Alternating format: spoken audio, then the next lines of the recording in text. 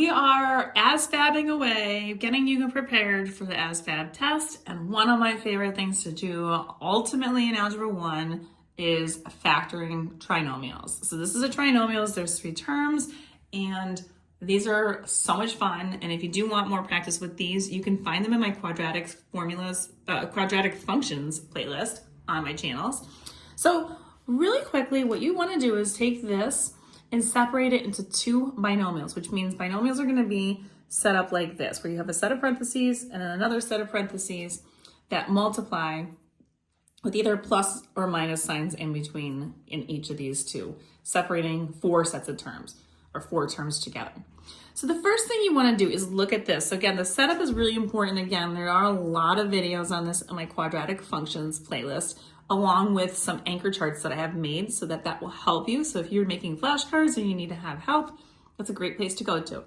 All right, so first thing you want to do is you want to look for factors of this last term right here. In this case, the negative 21, and it is a negative because it says minus 21.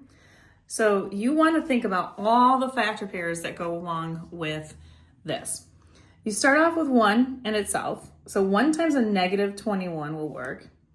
And then you also have the opposite set, right? So a negative 1, but a positive 21. So that's one set. Then I go through usually with the other sets of numbers. I go straight down the line. 2 does not go into this evenly. 3 goes into it evenly. It goes in 7 times. So we'll start with a positive 3, and then it has to be a negative 7. And then we'll also do the opposite. So negative 3 times a positive 7. And then 4 can't go into it. 5 can't go into it. 6 can't go into it.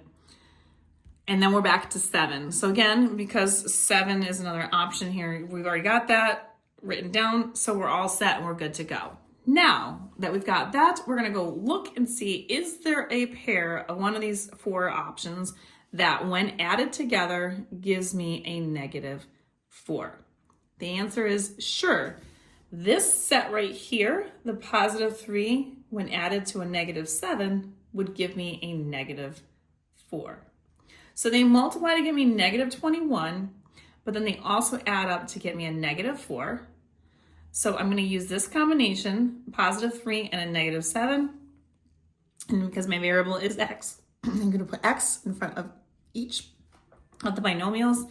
So x and x, and we're going to do a plus 3. We're going to do a minus 7 right here.